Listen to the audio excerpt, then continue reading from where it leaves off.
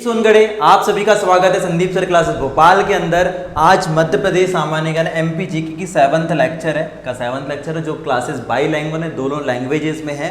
और आपको ये पता है कि सारी क्लासेस मैप के थ्रू हुई है, कोई भी क्लासेस ऐसी नहीं हुई कि जहां पर आपको ऊपर ऊपर समझाया गया है। ये क्लासेस एमपी पीएससी प्री, ठीक है, और पटवारी हो, पुलिस हो, एसआई हो, हर एक एग्जाम को दृष्टि में रखते हुए हमने क्लासेस कवर की है और एक जगह आपको सारी चीज़ें नहीं मिलेगी, ठीक है, और डिटेल में क्लासेस हैं।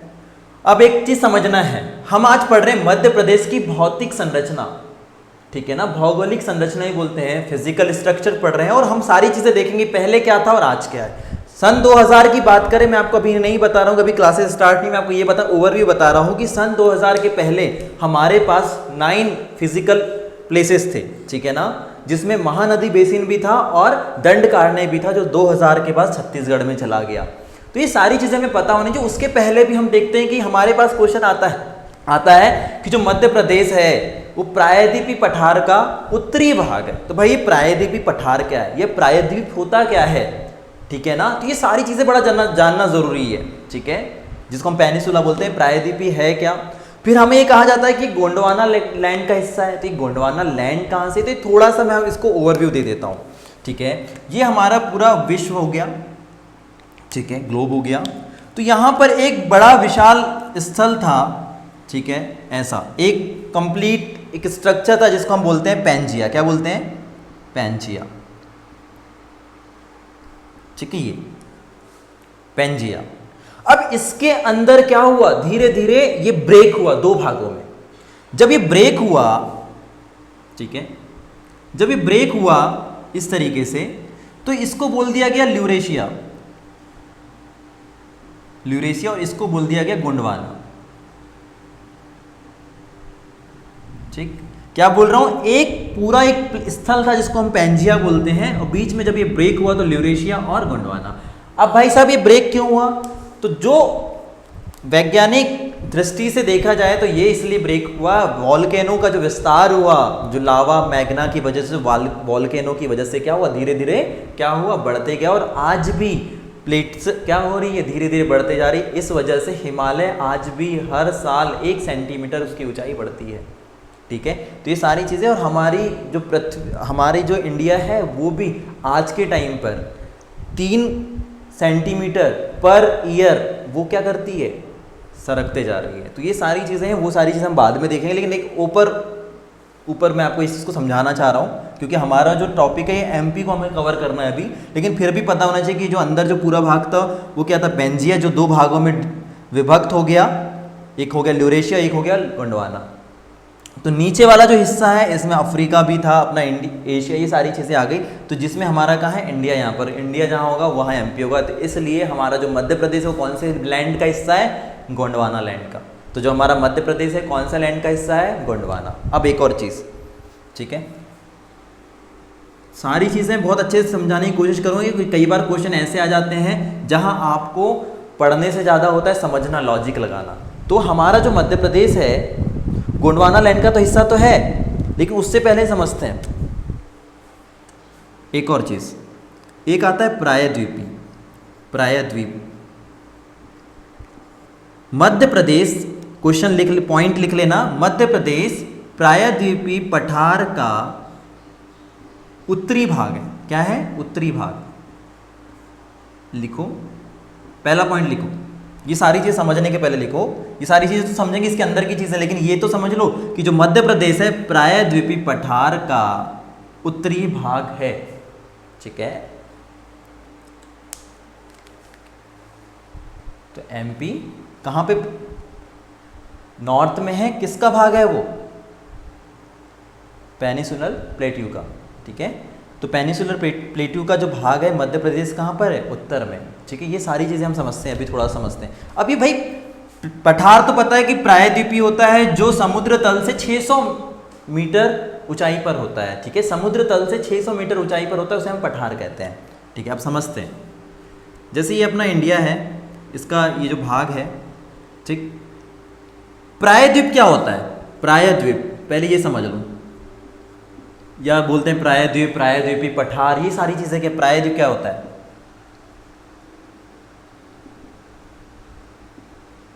पेनिसुलर क्या होता है? प्रायद्वीप जिसको हम बोलते हैं। ये क्या होता है? तीनों ओर से एक ऐसी आकृति जो तीनों तरफ से पानी से घिरा हो। तो आप यहाँ देखोगे कि यहाँ पर अरब सागर भारत के, इस साइड चले जाओगे तो बंगाल की खाड़ी, और नीचे चले जाओगे तो हिंद महासागर। ठीक है, मैं आपको एक ओवर मोटा मोटी चीज़ें समझाने की कोशिश कर रहा हूँ कि जो भारत है वो तीनों ओर पानी से घिरा हुआ है, इसलिए इसे क्या कहा जाता है? प्रायद्वीप कहा जाता है। ये बात समझ में आ गई? अब एक एक लाइन, एक एक वर्ड को मैं क्लियर करना चाहता हूँ। इसको तो हम समझ लेंगे, लेकिन कई बार क्या होता है, ऐसे क्वेश्चन आ जाते हैं। तो मध्य प्रदेश जो है कहाँ पर है? सेंटर में, यहाँ पर। ठीक है ना, यहाँ पर है। तो मध्य प्रदेश इस प्रायद्वीपी हो गया, तीनों ओर पानी से घिरा हुआ उस स्थान को क्या बोलते हैं? लिख लेना, तीनों ओर से पानी से घिरा हुआ स्थल क्या कहलाता है? प्रायद्वीपी कहलाता है। तो ये तीनों ओर घिरा हुआ है, तो हम क्या देखते हैं कि ये प्रायद्वीपी पठार का उत्तरी भाग में है। तो ये प्रायद्वीपी पठार हो गया, इसका साउथ, ये हो गया, इसकी 4 डायरेक्शन हो गई। ठीक है, ईस्ट, वेस्ट, नॉर्थ और साउथ। सॉरी, यहाँ हो गया साउथ और ये हो गया नॉर्थ। ऊपर क्या होगा? नॉर्थ। तो मध्य प्रदेश का है यहाँ पर, तो मध्य प्रदेश प्रायद्वीपी भाग का कौन सा भाग है? उत्तरी, नॉर्थ में। बात समझ में आ गया? आई बात क्लियर है? तो जो मध्य प्रदेश है, प्रायद्वीप का मतलब समझ गया, तीनों तरफ से वो क्या है? पानी से घिरा हुआ है, तो प्रायद्वीप पेनिसुलर कहलाएगा। ठीक है, पठार वह भाग जो समुद्र तल से 600 मीटर की ऊंचाई पर हो, और मध्य प्रदेश के अधिकांश भाग 300 मीटर ऊंचाई पर है स्थल से। ठीक है, तो आपका उत्तर में क्या है? तो अगर क्वेश्चन आता है कि मध्य प्रदेश कहाँ पर स्थित है, तो ये प्रायद्वीपी पठार का कौन सा भाग है? उत्तर में। कहाँ पर है? उत्तर में। कौन सा भाग है ये? गोंडवाना लैंड का हिस्सा है। कौन सा लैंड का हिस्सा है? गोंडवाना। अभी बताया गोंडवाना कहाँ है? गोंडवाना लैंड का हिस्सा है। ठीक, दूसरी चीज और क्या, देखो अगर आपको थोड़ा सा जियोग्राफिकली आएंगे तो चीज़ें समझना। जियोग्राफी में अगर 20 नंबर अगर एमपीजी के अगर दिया जाता है तो उसमें 7 से 8 नंबर आपके जियोग्राफी से आएंगे, इन्हीं में से क्वेश्चन आएंगे। दूसरी चीज़, अगर हम इंडिया की बात करें तो ये पूरा जो भाग है ना वो दक्कन ट्रैप है, दक्कन का पठार दक्कन ट्रैप में आता है। अगर आप थोड़ा सा गूगल करके ही पढ़ें थोड़ा सा, ठीक है ना। और एक चीज़ मैं आप लोगों से बार बार बोल रहा हूँ, ये 2020 चल रहा है, हम 2020 में जुलाई के अंदर ही क्लासेस बना रहे हैं। आज जुलाई 12 जुलाई है, 12 जुलाई 2020 की बात कर रहे हैं। कोई भी क्लास लो, आप जिस ईयर में है उस ईयर का अपडेट करके पढ़े। क्या बोल रहा हूँ मैं आपको, कोई भी क्लास को एकदम ब्लाइंडली फॉलो नहीं करना। मैं खुद बोल रहा हूँ, क्यों? आप मान लो 4 साल पहले किसी ने क्लास बनाया, अब अपडेट हो गए, ठीक है, तो उस क्लास को थोड़ा सा आप खुद की मेहनत करोगे। 2020 की बात है, जुलाई की बात कर रहे हैं, तो जियोग्राफी का अभी कोई चेंज नहीं होने वाला है। तो ये तो चीज़ें ठीक है, लेकिन अगर बाद में आप देखते हैं तो इस चीज़ को आपको थोड़ा ध्यान देना है, ठीक है। तो आपको याद रखना है पूरा दक्कन ट्रैप है। तो मध्य प्रदेश किसका भाग है? दक्कन पठार का भाग है, ठीक है ना। मध्य प्रदेश कहाँ है? दक्कन में भी है, ठीक है। तो ये चीज़ समझ में आ गई कि मध्य प्रदेश क्या है? प्रायद्वीप पठार का भाग है। प्रायद्वीप समझ, तीनों ओर समुद्र से घिरा हुआ, ठीक है। तो ये सारी चीज़ें कई बार क्वेश्चन आ जाती है कि प्रायद्वीप क्या है, ठीक है ना। तो ये सारी चीज़ समझ में आना चाहिए। अब बात करते हैं एमपी की। 2000 की बात कर रहे हैं, 2000 के पहले की, ठीक है। 2000 के पहले, बिफोर 2000, ठीक है ना। 2000 के पहले की बात कर रहे हैं, ठीक है। 2000 के पहले हमारे पास जो फिजिकली संरचना 9 प्लेस थे। कितने थे प्लेस? 9 थे। कितने थे? 9 थे। अपने आज अपनी कितने बचे हैं? 7 बचे, जिसमें से 2 कहाँ चले गए? छत्तीसगढ़ में। 2 कहाँ चले गए? छत्तीसगढ़ में। पहला है महानदी बेसिन, महानदी बेसिन पता होना चाहिए थोड़ा सा। दूसरा है आपका दंडकारण्य, ठीक। तो 2 भाग जो है 2000 में, सन 2000 में जब डिवाइड हुआ, छत्तीसगढ़ हमारे मध्य प्रदेश से अलग हो गया, तो महानदी बेसिन और दंडकारण्य कहाँ चले गए? छत्तीसगढ़, सीजी में चले गए। ये बात समझ में आ गई। तो वर्तमान में हमारे मध्य प्रदेश में 2000 के बाद कितने प्लेस हैं फिजिकली? 7। कौन कौन से? ऊपर चले जाओगे तो मध्य भारत का पठार, मालवा का पठार, बघेलखंड का पठार, पन्ना रीवा का पठार, बघेलखंड का, ये हो गया बुंदेलखंड, बघेलखंड। इधर आ जाओगे तो सतपुड़ा, मैकाल श्रेणी आ गई, नर्मदा सोन घाटी। तो काउंट कर लो, 1 2 3 4 5 6 7, तो 7 भागों में विभक्त है। जो बोल रहा हूँ वो चीज़ प्रॉपर समझना है कि मध्य प्रदेश 7 भागों में विभक्त है। तो कई बार क्वेश्चन आता नहीं है लेकिन पता होना चाहिए। मध्य प्रदेश मुख्यतः 3 भागों में विभक्त है, ठीक है, भौतिक संरचना के आधार पर 3 भागों में विभक्त है, ये पता होना चाहिए, ठीक है। पॉइंट फॉर्म में लिखो, मेनली डिवाइडेड एमपी 3 डिवीजन, ठीक है ना। 3 भागों में विभक्त है, कौन कौन से? पहला है मध्य उच्च प्रदेश, क्या? मध्य उच्च प्रदेश,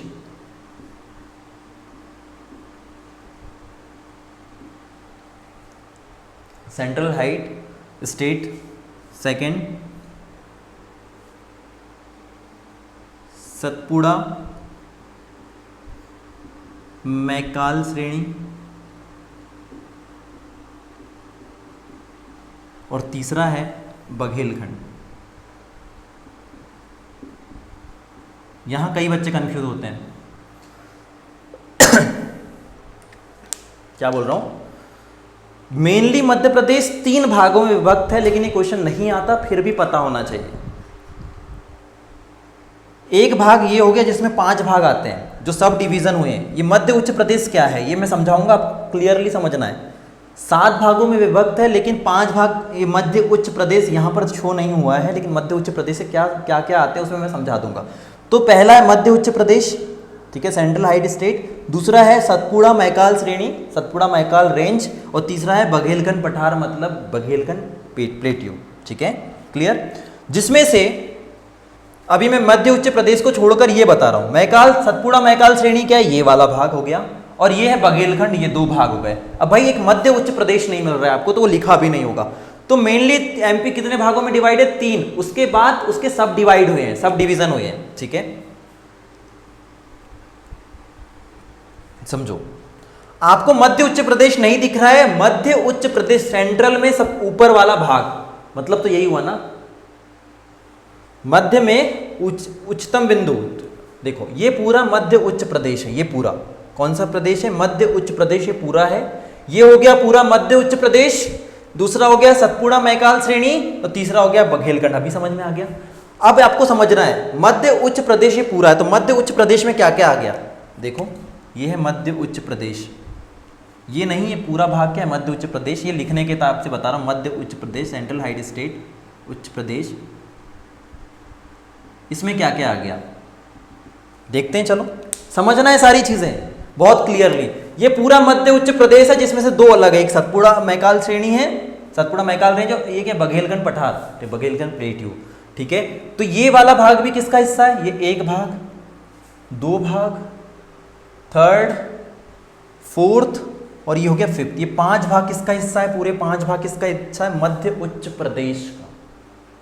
आएगा आपको अगर क्वेश्चन में आता है कि मध्य प्रदेश कितने भागों में विभक्त है, तो 7, ठीक है ना, 7 भागों में ही है, आंसर आपको 7 ही लगाना है। लेकिन अगर 7 ऑप्शन में नहीं है, ऑप्शन में 1 या 2 3 4 5 तक दे रहा है, तो आपको 3 लगाना है। मध्य प्रदेश मेनली 3 पार्ट में डिवाइड है, मध्य उच्च प्रदेश, सतपुड़ा मैकाल श्रेणी और बघेलखंड।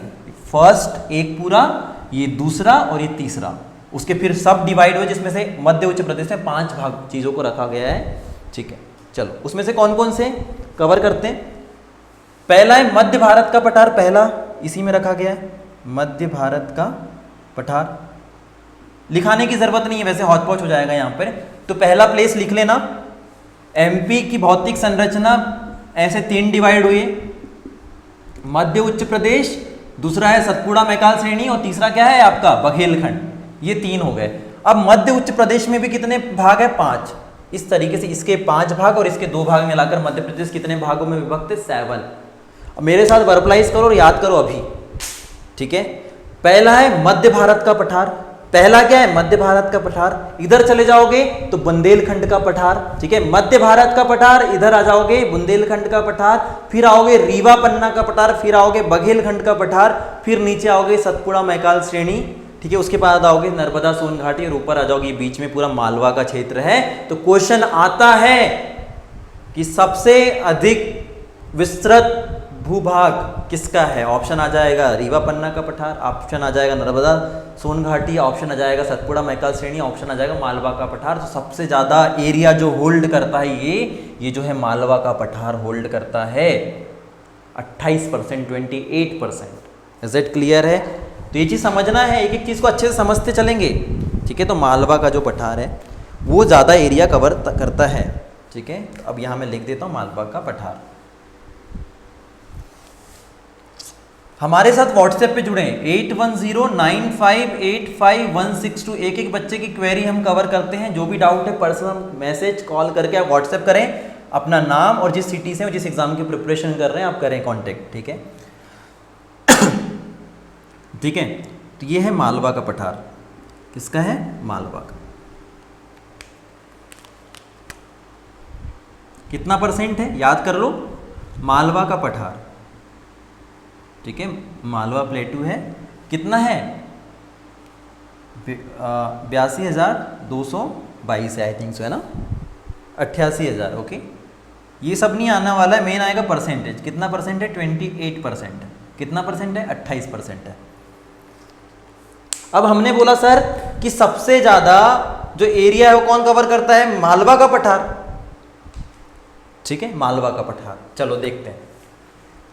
मध्य भारत का पठार याद करना है, परसेंटेज सबके याद करना है, एरिया क्षेत्रफल नहीं पूछ रहा हूं मैं, ठीक है ना। लेकिन याद करो मेरे साथ आज और अभी इसी वक्त माइंड को सेटअप करके याद करो, नोट्स बनाओ प्रॉपर। मध्य भारत का पठार कितना है? 10.7, 10.7%। कितना है? 10.7। मध्य भारत का पठार कितना है? 10.7। बुंदेलखंड का पठार 7.7। बुंदेलखंड का पठार, क्वेश्चन आएंगे, मैंने कोई भी चीज़ अगर बोली उसके पीछे लॉजिक है।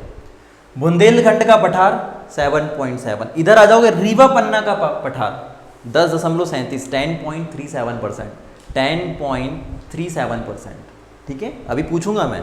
उसके बाद आएंगे बघेलखंड 7%, ठीक है। उसके बाद आ जाते हैं सतपुड़ा मैकाल श्रेणी, लिख लेना, सतपुड़ा मैकाल श्रेणी 11%, ठीक है। इसके बाद आ गया नर्मदा सोन घाटी 26%, उसके बाद मालवा का पठार 28%। तो आप ये को ये बताओ कि अगर आपसे क्वेश्चन आता है कि मध्य प्रदेश में भौतिक संरचना के आधार पर, भौगोलिक संरचना के आधार पर सबसे अधिक विस्तार किसका है? 28% से ज्यादा कोई दिख रहा है? नहीं। दूसरा इंपॉर्टेंट क्वेश्चन, चलो ये तो कॉमन क्वेश्चन है कि भाई 28% मालवा का पठार, भूलोगे भी नहीं, कोई समस्या नहीं है, सबसे अधिक है।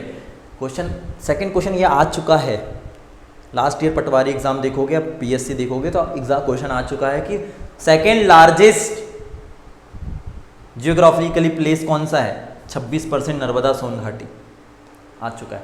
तो दूसरा भौतिक संरचना के आधार पर, क्वेश्चन किसी भी तरीके से आ सकता है, कोई भी लैंग्वेज में आ सकता है, कॉन्सेप्ट क्लियर होंगे, पूरा मैप अभी आंखों में बसा लो, ठीक है ना।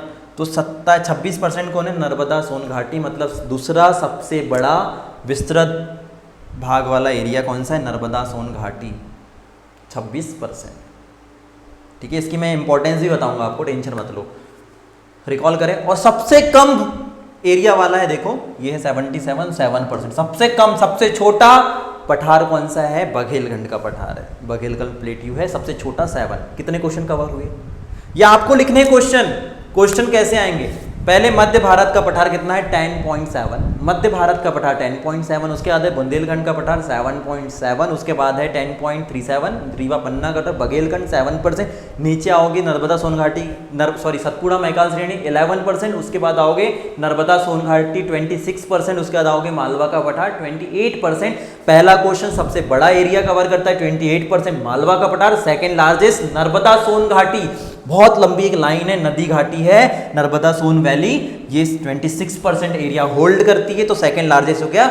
सबसे छोटा है बघेलखंड 7%, उससे थोड़ा बड़ा है बुंदेलखंड 7.7%, फिर उससे बड़ा है 10.7%, उससे थोड़ा बड़ा है 10.37 रीवा पन्ना का, उससे बड़ा है आपका 11% सतपुड़ा मैकाल श्रेणी, उससे बड़ा है आपका 26% आपका नर्मदा सोन घाटी, उससे बड़ा है मालवा का पठार 28%।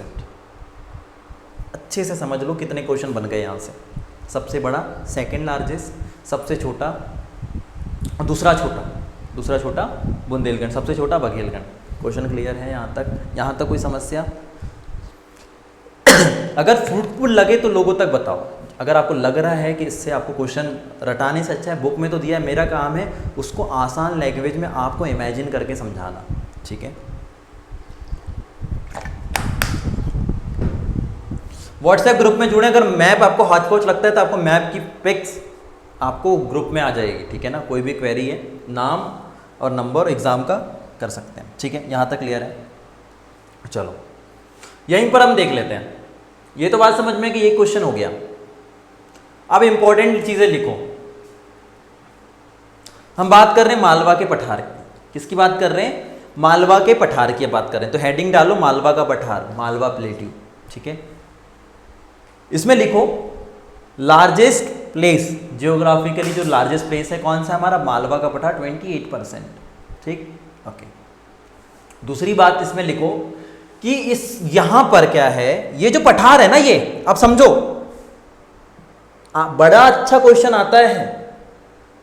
चंबल और नर्मदा का जल विभाजक का काम कौन करता है? तो जल विभाजक का काम आप समझो, मैं लिखाने से ज्यादा समझो, ये है मालवा का पठार भाई साहब, ठीक है ना। और यहीं पर जाना पाव से कौन निकलता है? चंबल नदी निकलती है, ठीक है। जिसको क्या, चंबल नदी यहां से निकलती है, लेकिन मुख्य नदी कहां की है? वो इधर, यहां पर वो क्या करती है? चंबल वाला जो क्षेत्र है, ये वाला बेल्ट जो है चंबल वाला, यहाँ पे बड़े बड़े खड्डे, बीहड़ बनाती, बड़े बड़े गड्ढे बनाती, मृदा अपरदन करती है, अवनालिका अपरदन जिसको हम बोलते हैं। तो चंबल का शोक क्या कहते हैं? चंबल में अवनालिका अपरदन कौन करती है? बीहड़ों का निवारण, रेवेंस का निर्माण कौन करती है? चंबल नदी करती है, जिसका उद्गम स्थल यहाँ पर है, मऊ के पास जाना पाव पहाड़ी है वहां से, ठीक है ना।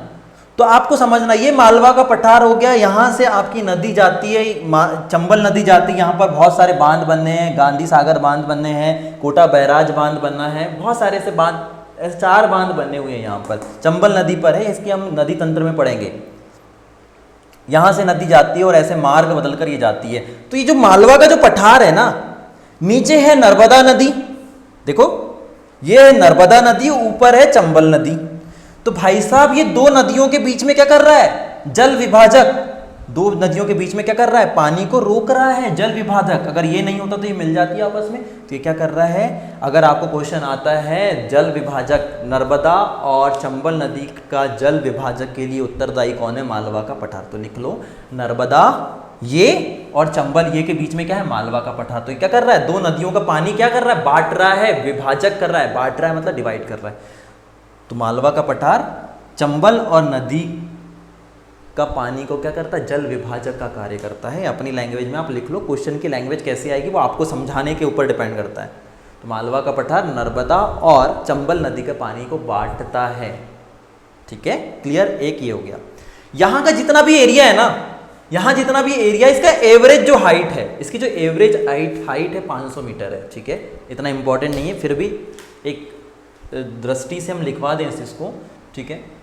इसमें ज़्यादा कुछ इंपॉर्टेंट नहीं है, ठीक। इसकी एवरेज जो हाइट है यहाँ के प्लेस की, और जो मध्य प्रदेश पूरा पठारी भाग है, ये जितना भी हमारा, अगर हम बात करें जो दक्षिण क्षेत्र, दक्कन का पूरा पठार, इंडिया की बात करें, जो बिंदु है पूरा पठारी भाग है, ठीक है ना। मतलब ऊपर से पूरा समतल है, ठीक है। चलो इसके बात करते हैं नर्मदा सोन घाटी की। 26%, ठीक है। और बस इसमें लिखना क्या है? सेकेंड लार्जेस्ट है, ठीक है, दूसरा सबसे बड़ा भौगोलिक स्थान है, ठीक है। उसके बाद लिखो सतपुड़ा प्रदेश। सतपुड़ा प्रदेश है 11%, 11%, ठीक है, 11%। इसमें लिखिए पहला पॉइंट, यहां पर एक प्लेस है जिसको हम कहते हैं सतपुड़ा की पहाड़ी या पचमणी की पहाड़ी बोलते हैं, ठीक है। लिखो पहला स्थान, यहाँ पे मैं लिखवा भी देता हूँ, नीचे नहीं दिख रहा होगा तो सतपुड़ा में लिख लेना, सतपुड़ा मैकाल श्रेणी लिखो, इसको पूरा लिख लेना, सतपुड़ा मैकाल श्रेणी। क्या लिखना है? सतपुड़ा मैकाल श्रेणी में लिखना है पहला पॉइंट, सतपुड़ा मैकाल श्रेणी, सतपुड़ा मैकाल रेंज में लिखना है आपको पहला पॉइंट।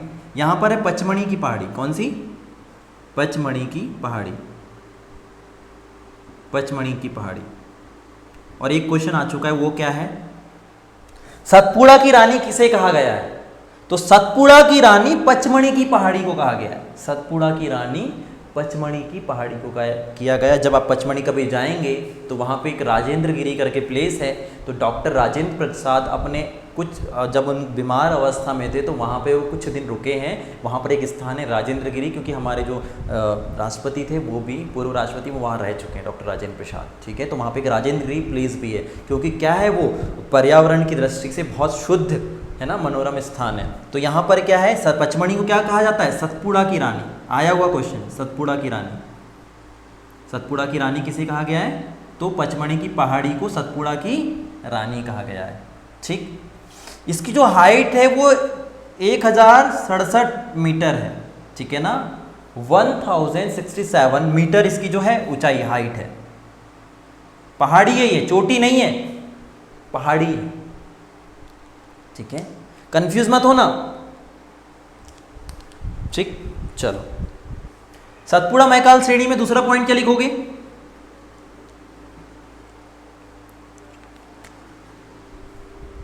और एक चीज थोड़ा समझ लो, मैं लिखा दे रहा हूं इसमें पॉइंट। यहां पर एक और चोटी धूपगढ़ 1350, और इसी सतपुड़ा रेंज में, सतपुड़ा मैकाल रेंज में अमरकंटक पड़ता है। वहां पर अमरकंटक की चोटी है। यहाँ सतपुड़ा जो आपकी यहाँ पर जो चोटी है, कौन सी, धूपगढ़, वो 1350 मीटर है, और अमरकंटक है 1048 है। यहाँ पर सिंध बाबा की चोटी मिलेगी आपकी बुंदेलखंड में, एक 1172 है। ठीक है, एक है 1172 सिंध बाबा की चोटी, 1350 कौन सी, धूपगढ़, और एक है 1048, यह है अमरकंटक। ये 3 चोटियां हैं मध्य प्रदेश के अंदर।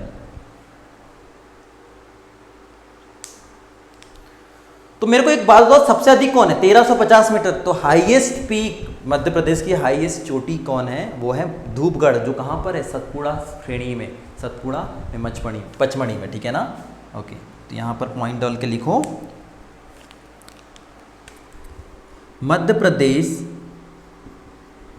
की सबसे ऊंची, मध्य प्रदेश की सबसे ऊंची चोटी, ऊंची चोटी कौन सी, धूपगढ़। धूपगढ़, ये याद रखना है, 1350 मीटर है। क्षेत्रफल स्क्वायर में होता है, क्षेत्रफल नहीं है, हाइट है इसकी, हाइट मीटर में होगी। हाइट, लंबाई, चौड़ाई है ना, ऊंचाई, लंबाई, चौड़ाई, हाइट, लेंथ, विड्थ मीटर में होती है, और एरिया होता है आपका वो स्क्वायर में होता है। तो highest peak of MP Dhupgarh, जो कहाँ, कितने हाइट है उसकी, 1350 मीटर है, जो कहाँ पर है, सतपुड़ा मैकाल श्रेणी में। तो कई बार क्वेश्चन देखो, यहाँ से 4 से 5 क्वेश्चन बन जाते हैं, सतपुड़ा मैकाल श्रेणी की सबसे ऊंची चोटी कौन सी है। तो सतपुड़ा मैकाल श्रेणी में कौन कौन सी है, एक तो पहाड़ी हो गई आपकी, देखो एक पहाड़ी है पचमढ़ी की पहाड़ी, जिसको हम सतपुड़ा की रानी कहते हैं, वो पहाड़ी, ये चोटी नहीं है। ठीक है, इसमें 2 चोटी मिलती है, एक है आपकी अमरकंटक जो 1048 है, और एक है 1350। तो सबसे ऊंची सतपुड़ा की जो चोटी है वो कौन है, सतपुड़ा मैकाल श्रेणी की 1350 धूपगढ़। ठीक है, दूसरा क्वेश्चन कई बार ये आ जाता है कि सबसे ऊंची चोटी धूपगढ़ किस श्रृंखला का हिस्सा है, किस श्रृंखला का हिस्सा है। धूपगढ़ जो है मध्य प्रदेश की सबसे ऊंची चोटी, धूपगढ़ किस श्रृंखला का हिस्सा है, तो सतपुड़ा मैकाल श्रेणी का हिस्सा है। क्वेश्चन का तरीका बता रहा हूँ, बस एग्जाम में एक बार वीडियो देख लेना अच्छे से। या सबसे ऊंची, मध्य प्रदेश सबसे ऊंची चोटी धूपगढ़ की जो ऊंचाई है वो कितनी है, तो 1350 मीटर है। क्वेश्चन का वे, ठीक है। तीसरा पॉइंट इसमें लिखो, तीसरा पॉइंट क्या लिखेंगे इसमें, अमरकंटक चोटी, यहां पर अमरकंटक, ये है 1048 मीटर। ठीक है ना, अमरकंटक कहाँ है, नर्मदा का उद्गम स्थल है, कहाँ पर है, अनूपपुर। कहाँ पर है, अनूपपुर। ठीक है ना, आप शहडोल अनूपपुर देखा है आपने, जो अनूपपुर है वो शहडोल से अलग हुआ है, हमने इसके पहले वाली क्लास में देख चुका है। तो अमरकंटक जो है 1048 मीटर ऊंचा है, कहाँ पर है। अब एक चीज़ समझना है, चलो अब दूसरी इसके आगे और समझ लेते हैं। ठीक है, ये हो गया, ये भी किस में है, सतपुड़ा मैकाल श्रेणी में। चलो अब इसके बात करते हैं बात बघेलखंड की। बघेलखंड लिखो हेडिंग डाल के, बघेलखंड प्लेट्यू। तो बघेलखंड का पठार, बघेलखंड का पठार, बघेलखंड देखो, बघेलखंड ये है और ये बुंदेलखंड है। बुंदेलखंड यूपी से लगा हुआ, याद रखना, ठीक है ना। बघेलखंड कितना परसेंट है? 77%, 7%, सबसे छोटा प्लेट्यू है ना, स्मॉलेस्ट प्लेट्यू। तो आप लिख लेना कि मध्य प्रदेश का सबसे छोटा भौगोलिक स्थल कौन है? बघेलखंड, 7%। ठीक, ये हो गया। इसमें याद रखना, इससे जो नदियाँ निकलती है, सोन है, रिहंद है, ये हम नदी तंत्र में पढ़ेंगे, फिर भी लिख लेना, और गोपद है, ये कुछ नदियों का उद्गम स्थल है। और एक चीज़, मध्य प्रदेश को नदियों का मायका कहते हैं, लेकिन वो क्यों कहते हैं? मालवा के पठार को बोलते हैं, ये जो हिस्सा है ना ये वाला, क्योंकि मालवा के पठार से सबसे अधिक नदियाँ मिलती है। मध्य प्रदेश को नदियों का मायका तो कहते हैं, क्यों कहते हैं? सबसे अधिक नदियाँ निकलती हैं यहाँ पर, लेकिन उसमें भी कौन से प्लेस से निकलती है? मालवा के पठार से सबसे अधिक नदियाँ निकलती है। तो आपको मालवा जहाँ हेडिंग डाले थे उसको लिख लेना, इसे नदियों का मायका भी कहते हैं। क्यों कहते? तो पूरे मध्य प्रदेश को नदियों का मायका उसका उपनाम है, लेकिन सबसे अधिक मालवा के पठार से नदियाँ निकलती है। ठीक, उसके बाद ये हो गया सबसे छोटा। उसके बाद आ गया रीवा पन्ना का पठार। रीवा पन्ना का पठार हेडिंग डालिए, रीवा पन्ना का पठार, रीवा पन्ना प्लेट्यू। उसके बाद मैं डायग्राम को थोड़ा सा और सिंप्लीफाई कर देता हूँ। रीवा पन्ना की पठार की बात करें तो इसका जो क्षेत्रफल है, एरिया है 10.37%। परसेंट की बात करें 10.37%। अगर बोलने में कभी मिस्टेक हो जाए तो थोड़ा सा इसको नेग्लेक्ट करो, चीज़ों को समझो। 10.37% रीवा पन्ना का पठार। ठीक है, इसमें इंपॉर्टेंट क्या है, कई बार क्वेश्चन आ जाता है, रीवा पन्ना पठार के बदले क्या आ जाता है? विंध्यन कगारी प्रदेश आ जाता है, क्योंकि क्या है? विंध्यन का हिस्सा है। या क्वेश्चन आ भी सकता है, विंध्यन क्षेत्र है पूरा। आपको मैंने एक बार बताया था जब हमने पढ़ा था, तो यहाँ पर विंध्यन रेंज है। जब इसका डिवीजन मैंने बताया था स्टार्टिंग में कि इधर राजपिपलिया पहाड़ी जो विंध्यन रेंज, ये सारी विंध्यन रेंज, और मैंने सतपुड़ा श्रेणी बताई थी स्टार्टिंग में। तो ये विंध्यन रेंज में, इसलिए इसको क्या कहा जाता है? रीवा पन्ना पठार को विंध्यन कगारी प्रदेश कहा जाता है। ठीक है, इसके बाद करते हैं बुंदेलखंड की, थोड़ा सा इंपॉर्टेंट है। ठीक है,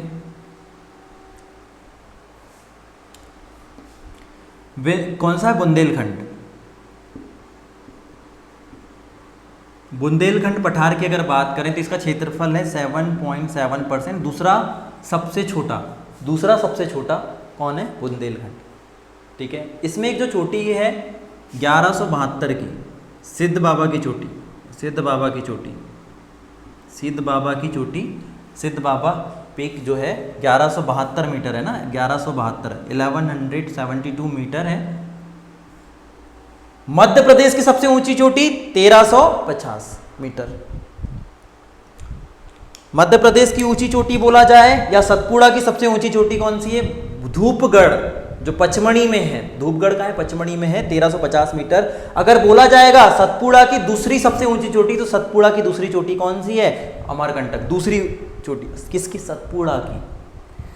लेकिन अगर बात करें किसकी? बुंदेलखंड की, तो बुंदेलखंड की सबसे ऊंची चोटी, क्वेश्चन आ जाता है कि बुंदेलखंड की सबसे ऊंची चोटी कौन सी? सिद्ध बाबा की चोटी 1172 मीटर। या सिद्ध बाबा की चोटी कितने मीटर ऊंचाई पे है? तो 1172 मीटर ऊंची है। ठीक है, हर एक चीज़ के मैं उसको बता दे रहा हूँ। अब हम बात कर रहे हैं मध्य भारत का पठार। ठीक है, मध्य भारत का पठार की बात करते हैं। मध्य भारत के पठार की, मध्य भारत का पठार, सेंट्रल इंडियन प्लेट्यू। इसकी अगर हम बात करें तो इसका जो क्षेत्रफल है 10.7% है। ठीक है, 10.7। आप लोग इसका बढ़ता क्रम और घटता क्रम आप लिख लें परसेंटेज के हिसाब से, अपने हिसाब से आप लिख लें कि क्वेश्चन कई बार ABCD में भी आ जाता है, ABC, इनमें से कौन कौन से ऑप्शन हैं। ठीक है ना, तो मध्य भारत का पठार सेंट्रल इंडियन प्लेट्यू क्या है? 10.7% है। इसकी खासियत है चंबल क्षेत्र है ये वाला। हालांकि देखो, अब मैं थोड़ा सा इसको डायग्राम को क्लियर कर रहा हूँ। ये मध्य प्रदेश है, ये आपका यहाँ से स्टार्ट हो रहा है मध्य भारत का पठार, ये आया। जब डायग्राम बनाऊँ तो ये तो बघेलखंड चले जाएगा ऐसे, इतना भाग है बघेलखंड का, ये है बघेलखंड। इतना डायग्राम जब बनाओगे इतना है बघेलखंड। यहाँ से चालू होता है ये वाला पूरा, इधर का पूरा ये वाला ऐसा, और ऐसा एरिया क्या कहलाएगा? ये पूरा क्या कहलाएगा? मध्य भारत, ये वाला पूरा हिस्सा ये है मध्य भारत का पठार। मैं इसको अब डायग्राम को क्लियर कर रहा हूँ। ये पूरा जो एरिया है क्या कहलाएगा, मध्य भारत का पठार। अब ये यहाँ से पूरा ये क्या है, बुंदेलखंड, ठीक है ना। क्लियर इतना। मध्य भारत के पठार की बात कर रहे हैं तो आपको ये पता है कि चंबल क्षेत्र है, ये चंबल के डाकू सुने होंगे, है ना।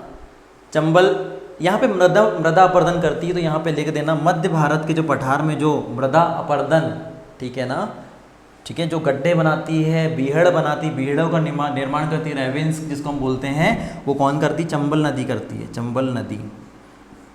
तो कई बार चंबल ना आके क्या बोल देगा, मध्य भारत के पठार में मृदा अपर्दन का काम कौन करती, मध्य भारत ऊपर, तो ऊपर याद रखना चंबल नदी। उद्गम स्थान जाना पाव है, निकलती जाना पाव की पहाड़ी से है, लेकिन ये सब क्या करती, यहाँ से बहती है ये, ठीक है, ओके। तो चंबल नदी यहाँ पर क्या करती है, मृदा अपर्दन का, अवनालिका अपर्दन का काम करती है, ठीक है। अवनालिका अपर्दन कई बार आता है, अवनालिका, नालिका अपर्दन, अवनालिका अपर्दन, ठीक है। इसका निर्माण कौन करती है, चंबल नदी, ठीक है। थोड़ा सा इसको कर लीजिएगा क्लियर। बड़े बड़े गड्ढे बना देती है, जितने लोग जानते होंगे वहाँ से चंबल से बिलोंग करते हैं, ठीक। तो ये हो गया इसका। अब कुछ चीज़ें मैं इंपॉर्टेंट वो भी कवर करवा देता हूँ आप लोगों को। काफ़ी चीज़ें हमने आज की क्लास में देखी है भाई। ये हो गया मध्य भारत का पठार वाला एरिया, यहाँ तक है पूरा। उसके बाद मैंने आपको बताया ये पूरा एरिया है बुंदेलखंड का। अब बात करें रीवा पन्ने के पठार का, जो एरिया ये है, यहाँ से ये पूरा गया रीवा पन्ना का पठार, समझ में आ रहा है। ये पूरा भूभाग क्या कहलाएगा, रीवा पन्ना का पठार, ठीक। अब ये जो है, ये वाला और ये वाला, ये लाइन जो आ रही है, ये मैं आपको बताऊंगा अभी, ठीक है ना। अभी क्लास ओवर नहीं हुई है। ये पूरा जो है ओवरलैप हो रहा है, कोई समस्या नहीं है। और ये वाला जो एरिया, ये है आपकी पूरी यहाँ से यहाँ तक, ये पूरी ऊपर से लेकर यहाँ तक ये नर्मदा सोन घाटी। और ये जो पूरा जो क्षेत्र है नीचे वाला सतपुड़ा, और ये बस इतना सा क्षेत्र, ये सबसे छोटा क्षेत्र क्या है, बघेलखंड, ये पूरा, ठीक है ना, ये और ये, ठीक है। यहाँ तक पूरा क्लियर है, क्लियर है ना। चलो